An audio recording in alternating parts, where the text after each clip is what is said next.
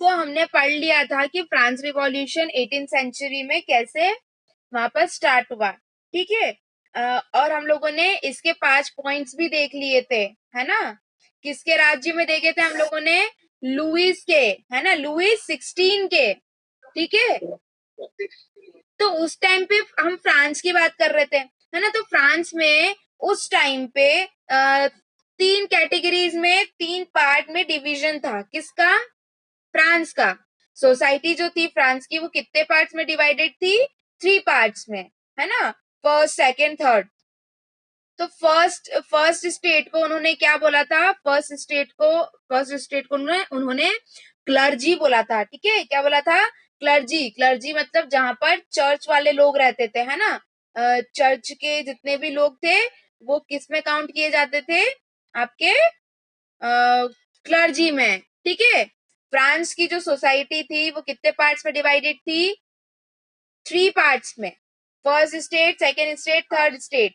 First state जो थी वो चर्च वालों के हाथ में थी, है ना, जितने भी चर्च के लोग रहते थे और ये सब, तो वो उनके हाथ में थी। सेकेंड किसके हाथ में थी?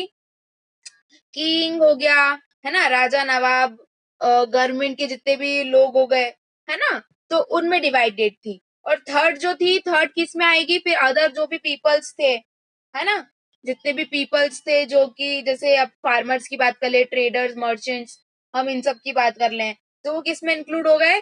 थर्ड कैटेगरी में, ठीक है। फर्स्ट कैटेगरी को उन्होंने क्या नाम दिया? क्लर्जी। सेकेंड को उन्होंने नोबल्टी नाम दिया, और थर्ड को उन्होंने अदर पीपल बोल दिया, है ना।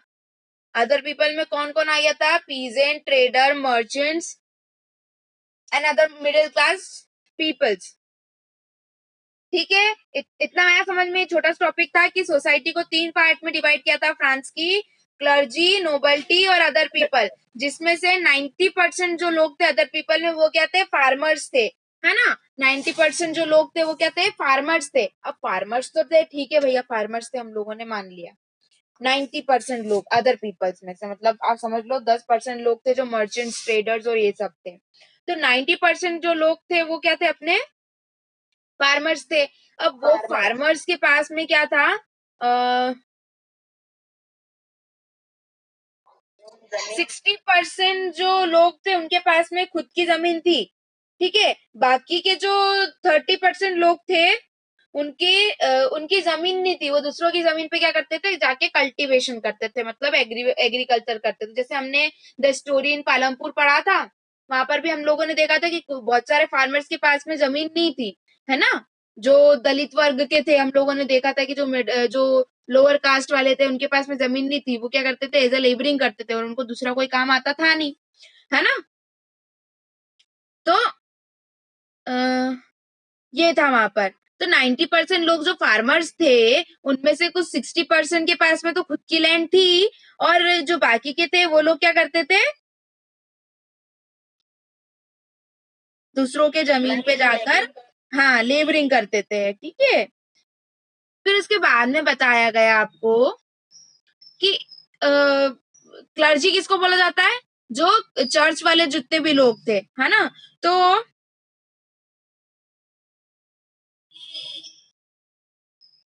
पूरा टैक्स थर्ड स्टेट वालों से लिया जाता था। हाँ, पूरा पूरा जितना भी टैक्स था वो पूरा का पूरा थर्ड स्टेज वालों से लिया जाता था। तो जो क्लर्जी और नोबेलिटी थे, मतलब जो चर्च के लोग और जितने भी किंग्स, नवाब, ये जितने भी थे, वो लोग क्या करते थे? वो बाय बर्थ ही उनको बहुत सारी प्रिविलेजेस मिलती थी, है ना। उनको देखो ना तो कोई टैक्स पे करना पड़ता था ना कुछ करना पड़ता था, है ना। जितने भी टैक्सेस थे वो सब किस पे लगते थे? अदर पीपल पे, है ना। जो थर्ड थर्ड कैटेगरी थी, अलग अलग तरीके से लगता था। जैसे हम कल बात कर रहे थे कि जो चर्च को उनको देना पड़ता था, वो क्या बोला जाता था उसको? टाइट्स बोला जाता था, है ना। किसान लोग किसको देते थे? चर्च वाले लोगों को देते थे, ठीक है। फिर कुछ दूसरे टैक्स के भी नाम उनमें थोपे गए थे, उन्होंने अजीब अजीब से टैक्सों के नाम रखे यहाँ पर। टाइल करके है। तो ये सारे टैक्सेस जो थे वो कौन कौन पे करता था? थर्ड थर्ड थर्ड ग्रुप जो था वो और जितने भी टैक्सेस थे, मतलब आपके सारे के सारे टैक्सेस जो थे वो थर्ड ग्रुप ही काटता था। मतलब आप समझ रहे हो, आप जमीन अगर हम लोगों ने 90% जो फार्मर्स थे जिनके पास में 60% लोगों के पास में जमीन थी, है ना, वो जमीन का टैक्स दे रहे हैं और कुछ अदर टैक्स दे रहे हैं, कंट्री में रहने का टैक्स दे रहे हैं, तो कितने सारे टैक्सेस जो है वो कौन सी स्टेट दे रही थी, थर्ड स्टेट। पर उनके पास में फिर उतना सोर्स भी होना चाहिए था ना। अब जितना भी वो कमाते थे वो सब किस में चले जाता था, उनका टैक्सेस में चले जाता था, है ना। तो अब उनको कितनी प्रॉब्लम्स आती होगी।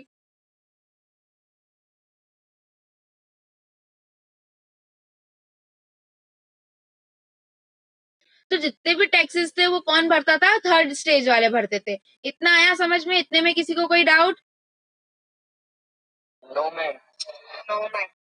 फिर हम लोगों ने देखा कि क्या हुआ, इन 1715, 1715 में 23 मिलियन पॉपुलेशन हो गई। कब हुई? 1715 में। ये डेट सब याद रखना, जो जो डेट्स हम पढ़ते हैं यहाँ पर, ठीक है।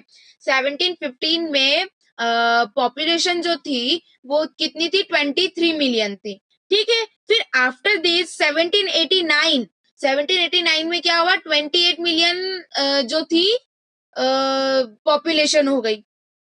अब एक बात बताओ, अगर इतनी पॉपुलेशन होगी एकदम। यस।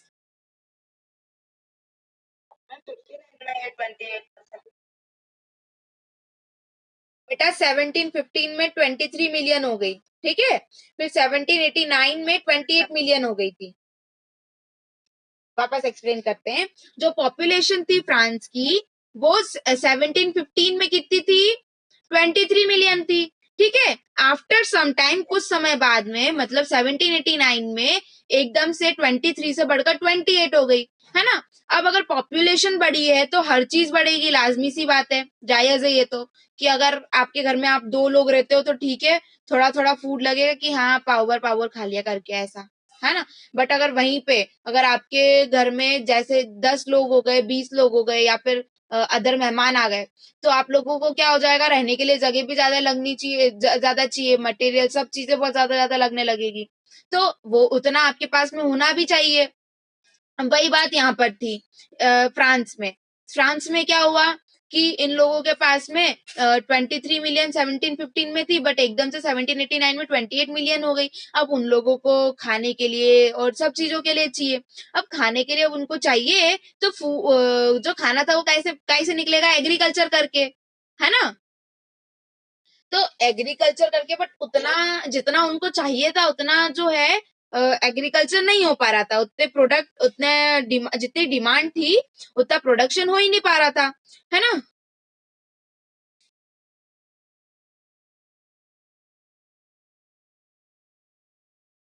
पर अब आपको इतना तो सभी को पता होगा कि क्या बोलते हैं, हमारे देश में क्या, हम लोग अगर नॉर्मल भी बात करें तो भले ही जेब में पैसा हो या नहीं हो, बट हम लोगों को क्या चाहिए रहता है? ड्रिंक, है ना। मतलब हमारे यहाँ पर नहीं, सभी के यहीं पर ऐसा है। ऑलमोस्ट कंट्रीज में ऐसा है। I am not talking about some particular countries. सभी कंट्रीज में ऐसा होता है कि आपके पास में भले ही पैसा हो नहीं हो, बट जो दारू है, दारू इज द मेन सोर्स, है ना। दारू जो है हमको लगती है, मतलब हमको नहीं जो नॉर्मल लोग हैं उन लोगों को, ठीक है। तो वहां पर भी क्या हुआ, पैसे तो मतलब सबके पास में, अगर एग्रीकल्चर नहीं हो रहा है, खाना नहीं मिल रहा है। अब खाना नहीं मिल रहा है मतलब कि आ, लोग जो है वो जितना भी, मतलब अगर वहां पर काम कर रहे थे उतना उनको पैसा मिल नहीं रहा था। मतलब महंगाई तो बढ़ गई थी, बहुत ज्यादा महंगाई बढ़ गई थी, आपके खाने में बढ़ गई। सैलरी उन लोगों की उतनी ही थी, उस सैलरी में कोई डिमांडेशन या कुछ ऐसा हुआ नहीं, है ना। सैलरी आपकी जितनी थी, अगर आपको 2,000 मिल रही थी, 2,000 तो उस टाइम पे ज्यादा बात हो गई। अगर आपको, ठीक है, 200 रुपए मिल रही थी तो वो 200 रुपए ही मिल रही है। पर आप अगर बाहर जाओगे 200 रुपए का तो आपको खाना ही मिल जाएगा, उस टाइम पे कंडीशन ऐसी चल रही थी। तो मतलब आपके जो इकोनॉमिकली देखा जाए तो वहां पर क्या हुआ कि फूड का प्रोडक्शन जो था, डिमांड जितनी थी उतना हो नहीं रहा था, सैलरी जो थी उतनी ही थी, है ना। हर जगह से उनको क्या पीछे खींच रही थी हर चीजें, है ना। तो लोगों ने क्या, लोगों अब लोग थे तो लोगों को क्या है, कि कुछ खाना मिले ना मिले, रहने को मिले ना मिले, बट हमको जो है ड्रिंक के लिए तो चाहिए ही चाहिए। तो वहां पर क्या हुआ, so the price of bread which was stable diet of the majority rose people rapidly. मतलब वहां पर फिर लोगों ने क्या किया, कंजप्शन ऑफ ड्रिंक, मतलब जो ये ब्रेड वगैरह थी उन लोगों ने लेना स्टार्ट कर दी। ठीक है, most workers are employed as labour in the workshop whose owner fix their wages. अब बहुत सारे लेबरर्स थे जिनके वर्क प्लेस पे, मतलब जहाँ वो काम करते थे एज अ लेबर, वहां पर उनका क्या हो गया कि उनकी जो वेजेस थी, मतलब जो उनकी तनख्वाह थी, वो बिल्कुल उतनी की उतनी ही थी, उसमें कोई चेंजेस नहीं आया, है ना। और महंगाई बढ़ रही थी, but wages did not keep pace in the rise and price, है ना।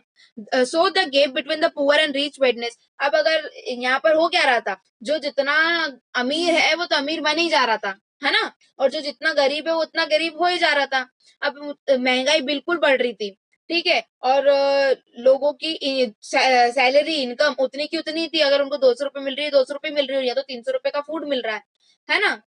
तो जो जितना अमीर था वो उससे ज्यादा अमीर बने ही जा रहा था, और जो जितना गरीब था और उससे ज्यादा वो नीचे गिरे ही जा रहा था, ये चल रहा था। एक सस्टेन क्राइसिस करके होता है। सस्टेन क्राइसिस मतलब क्या होता है, यहाँ पर आपको दिया है, but the wages did not, ये रहा, things become worse whenever drought और hail reduce the harvest. This lead to a sustained crisis, sometimes the occur frequently in the France during the old Regiment. तो sustains crisis का मतलब होता है कि ऐसी सिचुएशन जहां पर हमारा जो लाइवलीहुड है ना, वो खतरे में आ जाए, हमारा जो फूड है वो खत्म हो जाए। अगर एक बात बताओ, अगर आपका खाना जो है वो खत्म हो गया तो यू कैन, क्या आप सस्टेन कर सकते हो, क्या आप सरवाइव कर सकते हो क्या? बिल्कुल भी नहीं कर सकते हैं, है ना। कर सकते हैं क्या हम लोग सस्टेन? बिल्कुल भी नहीं कर सकते हैं। बहुत बड़ी गलतफहमी अगर कोई बोल रहा है कि हाँ कर सकते हैं, तो हम 2 दिन भूखे नहीं रह सकते हैं। तो वहां पर तो ये चीज काफी टाइम से चल ही रही होगी, है ना। तो फिर उसके बाद में क्या हुआ, 14 जुलाई 1789 में लोगों ने प्रोटेस्ट करना चालू किया। अब आप बोलोगे प्रोटेस्ट करना क्यों चालू किया, सब तो ठीक चल रहा था। कुछ ठीक नहीं चल रहा था, सबकी मैंने बता दिया, सस्टेन क्राइसिस मतलब फूड खत्म हो गया, ठीक है, जितना प्रोडक्शन होना चाहिए, जितनी डिमांड थी उतना प्रोडक्शन हो नहीं रहा था, है ना, और लोगों से क्या हो रहा था, सिर्फ और सिर्फ पैसा खींचा ही जा रहा था। तो क्या हुआ, इन 14 जुलाई 1789 में प्रोटेस्ट चालू किए लोगों ने। प्रोटेस्ट चालू किए तो उन्होंने क्यों किए, क्योंकि टैक्स इंक्रीज हो रहा था और फूड की अवेलेबिलिटी वहां पर नहीं थी, प्रोडक्शन नहीं हो पा रहा था उतना, है ना।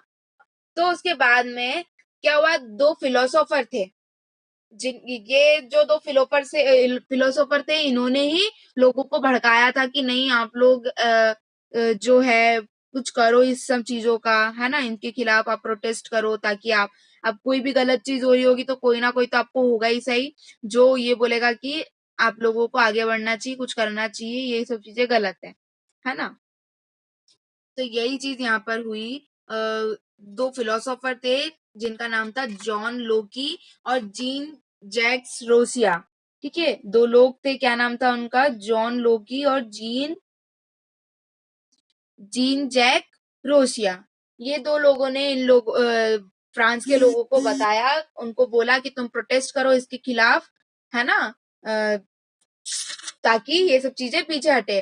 तो जॉन लोकी ने क्या बताया, जॉन लोकी ने उसकी बुक पे लिखा कि 2 ट्रीटीज ऑफ गवर्नमेंट उन्होंने बताई कि यहाँ पर जो गवर्नमेंट है वो हम ही लोगों से टैक्सेस लेती है, और मतलब बहुत सारी गलतियां बता दी गवर्नमेंट की, कि गवर्नमेंट ने ये नहीं करा, वो नहीं करा, ये नहीं, ये भी ठीक नहीं था, वो भी ठीक नहीं था, है ना। किसने बताई, जॉन लोकी ने, ठीक है। और उसके बाद में उन्होंने बोला कि मोनार्की को अबॉलिश किया जाए। मोनार्की मतलब क्या होता है, मैंने बताया पहले भी, मतलब राजा रानियों का शासन, है ना, इसको खत्म किया जाए, ये अननेसेसरी है ना, यहाँ पर जरूरत इसकी नहीं है, फिर भी ये लोग इसको चला रहे हैं, तो इसको खत्म किया जाए। फिर उसके बाद में जीन जैक रोशिया ने बोला कि नेता ऐसा होना चाहिए जो लोगों की सुने, लोगों की परेशानी सुने, है ना, क्या सुने, परेशानी सुने। तो इन दोनों ने मिलके किताब लिखी जिसको बोला गया द सोशल कॉन्ट्रैक्ट।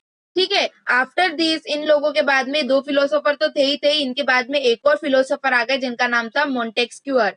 ठीक है, क्या नाम था, मोंटेस्क्यूअर। तो उन्होंने क्या बोला कि जो गवर्नमेंट के 3 पार्ट्स है, फेडरल गवर्नमेंट के 3 पार्ट्स, फेडरल गवर्नमेंट क्या होती है जिसमें 3 पार्ट किए गए हैं, लेजिस्लेटिव, एग्जीक्यूटिव और जुडिशियरी। ठीक है, लेजिस्लेचर का अपना काम है, एग्जीक्यूटिव का अपना काम है और जुडिशियरी का अपना काम है ना। तो इन लोगों के बीच में क्या होना चाहिए, पावर डिवाइडेड होना चाहिए। क्या बोला गवर्नमेंट को उन्होंने कि इन लोगों के बीच में क्या होनी चाहिए, पावर डिवाइडेड होनी चाहिए, है ना। हमारे यहाँ कौन यही वाला चलता है, मोनार्की चलता है कि डेमोक्रेटिक कंट्री है? डेमोक्रेटिक किस सेंस में है?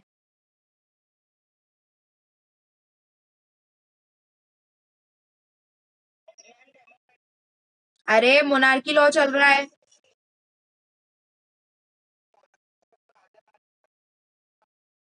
अच्छा, और डेमोक्रेटिक में?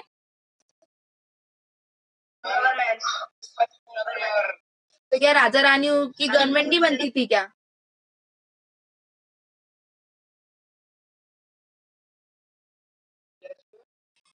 चलो पहले ये कंप्लीट करते हैं फिर इसको कंटिन्यू करेंगे। ठीक है, तो दो फिलोसोफर थे, जॉन लॉकी और जीन जीन जैक रोसिया। ठीक है, इन दोनों ने एक बुक लिखी थी जिसका नाम उन्होंने क्या बोला, द सोशल कॉन्ट्रैक्ट। उसके अंदर उन्होंने क्या बोला, मोनार्की को अबॉलिश किया जाए और जितनी भी गवर्नमेंट्स की गलतियां थी वो जॉन लॉकी ने बताई, और उसके बाद में जीन जैक रोसिया ने बताया कि जो नेता है वो किसकी सुने, जनता की सुने। क्या सुने? प्रॉब्लम्स, है ना। हाँ, बातें नहीं होता है, प्रॉब्लम्स होता है, गॉसिप सुने तुम्हारे प्रॉब्लम्स सुने, ठीक है। फिर उसके बाद में आफ्टर दिस एक और फिलोसोफर आ गए थे जिनका नाम था मोंटेस्क्यूअर। उन्होंने क्या बोला, पावर डिवाइडेड होना चाहिए। किसके बीच में? लेजिस्लेचर, जुडिशरी और एग्जीक्यूटिव के बीच में पावर क्या होनी चाहिए, पावर मस्ट बी डिवाइडेड, है ना। ये इतना था, आज का टॉपिक इतना है, इसको कंटिन्यू अपन नेक्स्ट उसमें करेंगे।